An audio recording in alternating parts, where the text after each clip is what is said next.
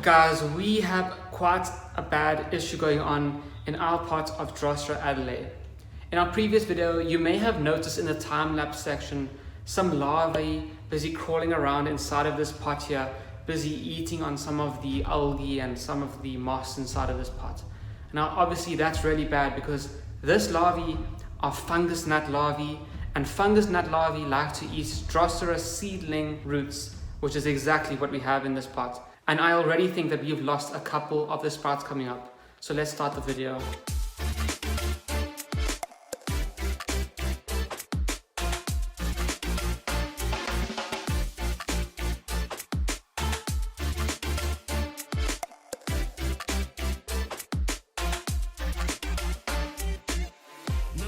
Before we get started, welcome back to the Flytrap garden.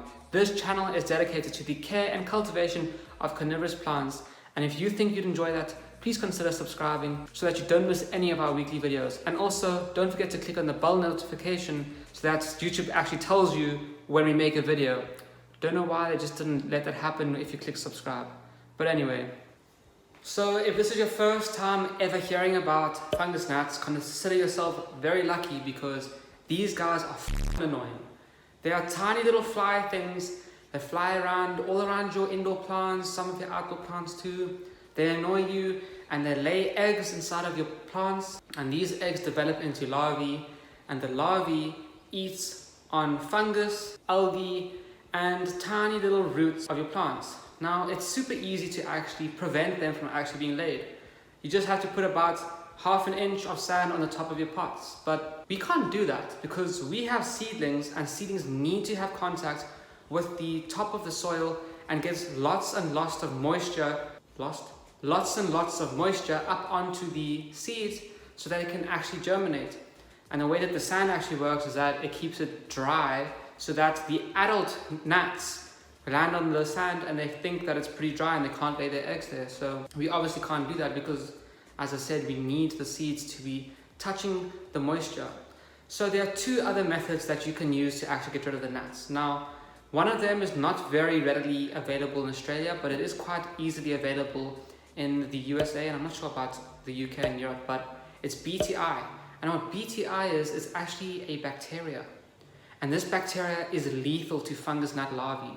Essentially, you just take the BTI, which you can find in mosquito dunks, put that in some water, mix it around a little bit, in about a couple of hours, just spray that onto your plants and that will kill the larvae very quickly. And you can even put the dunks inside of your water trays and this will even kill mosquito larvae too. So why not? Now, because this is not easily available in Australia, the next thing that we can do is use neem oil. Now, I'm not really sure how the neem oil works on these larvae, but I do know that it works, and it works for multiple different insects too. As I said, I'm not sure how it works on the larvae, but it works on the adult insects by actually blocking up their spore. It's the cat. So as I was saying, in some cases the oil actually covers up the sporacles of the insects, which means that they literally suffocate and die. But also, I've been told that, well, I've read up that it also prevents the insects and larvae from being hungry. So they just decide not to eat anything, and obviously they starve to death. This is actually kind of gruesome. And then the last one is that it prevents larvae from molting. So this prevents them from reaching their next stage in development. So I guess they literally grow out of themselves. I guess they would explode because they can't shed their skin off. Yeah, as I say, that's pretty bad, but if you want to look after your Drosera, then you got to use it. So we will go on the hunt today for some neem. And I've also found out online that hydrogen peroxide works. So I did an experiment last night. I found 4 larvae inside of this pot. I put a droplet of hydrogen peroxide, 3% in them, and it didn't work. Nothing happened. They just continued crawling around. And if it did work, it wasn't instant, and I couldn't really tell because by the time I saw them again, they had just naturally dried up because they are soft-bodied insects and they need moisture. So don't think that really works, but let's go get some neem oil.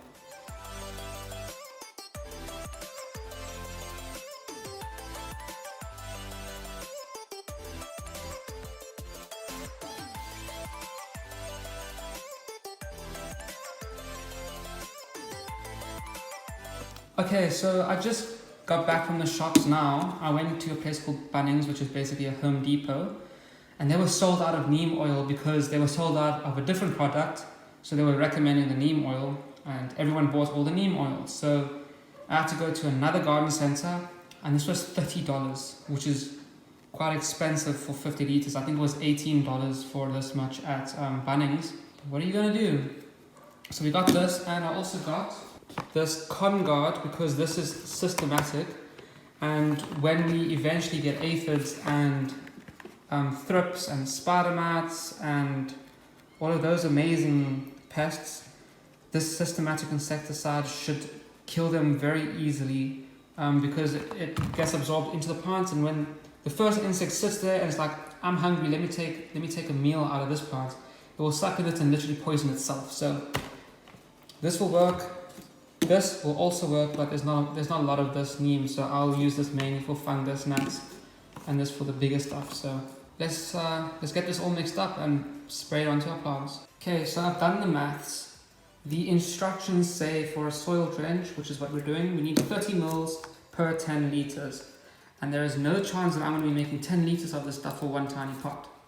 So seeing as we're going to be reapplying this neem oil for about 3 to 4 weeks, I figured that maybe 25 mils per application seems reasonable. So that would bring us up to 100 mils for 4 weeks. We've got a syringe at 0.3, got a big syringe to measure up to 100. And let's put it in this bottle and mix it all together. I'm just going to be getting some water from our rainwater here, because if we use tap water, which is super high in minerals, which we all know kills carnivorous plants, we will kill our carnivorous plants. So make sure that you're still mixing it with the right type of water, reverse osmosis, rain, or distilled water. And there we go, we've got 100 mils here, 25 mils, and let's just do this 4 times.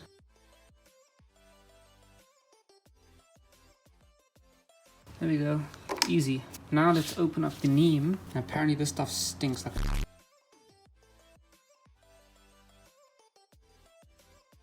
Yeah, it smells like smells oily. Doesn't smell like 855 though. See, now it's come up here. It's pretty easy to actually do this. Just essentially just turn it upside down. Damn, that bubble moves so slow.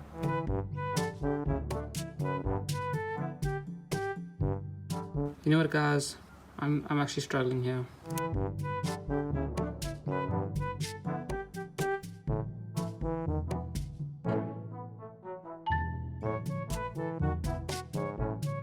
I feel so stupid. I'm missing something. I've seen people do this so much. You just turn it like this and it fills up.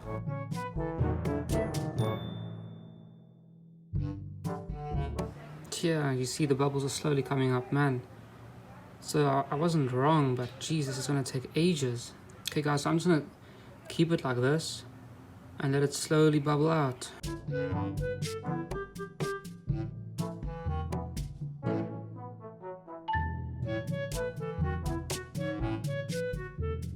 Okay, well, looks like we've got enough up here now. I'm sure you guys who've done this more times could probably do a better job than this than me. And hopefully you guys can also give me some advice on how to do it better. I think I figured it out. Hold it kind of at an angle, allows the air bubble to go properly in one go.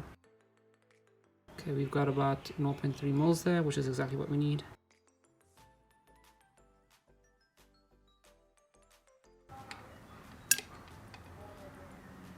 See, I want to suck up water to kind of flush it. You guys probably see it all inside of there, like kind of like chunky. So now I will just close this up, give it a good mix, and now make sure that you go wash your hands and wash this properly because this neem oil is not very good for you. And so yeah, as I said, make sure that you wash your hands, and that's what I'm about to do now. So I'll see you guys. And here we are, guys. You can see our seeding over there, and you might be able to see the other seeding over there. That one does not look very good. So you guys could probably see some little larvae busy running around. Now I've mixed up the neem oil and I've obviously washed my hands, And we are about to spray the top of this pot, and you can see one of the worms right there in the center of the screen, so we can see how he reacts in the time lapse. Just letting you guys know, I'm going to spray the neem oil, but I'm going to try my best to not directly spray any of the little sprouts coming up. I'm a little bit worried that the neem might affect them, so I will just spray around them. It will still kill all of the larvae by getting into the soil, so we don't have much to worry about over there. So I hope that this works, and I'll spray him first.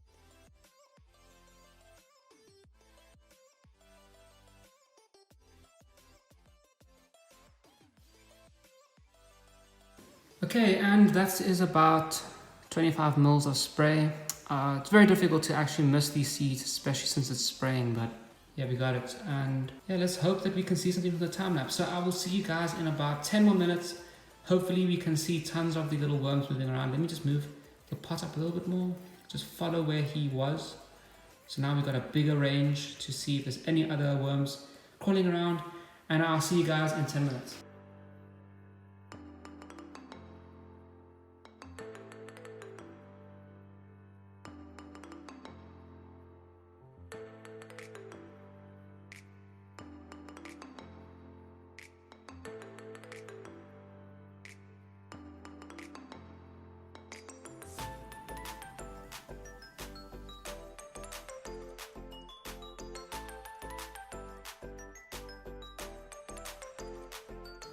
So there we go, guys. As you can see, there are no larvae just chilling on the surface, that I can tell at least.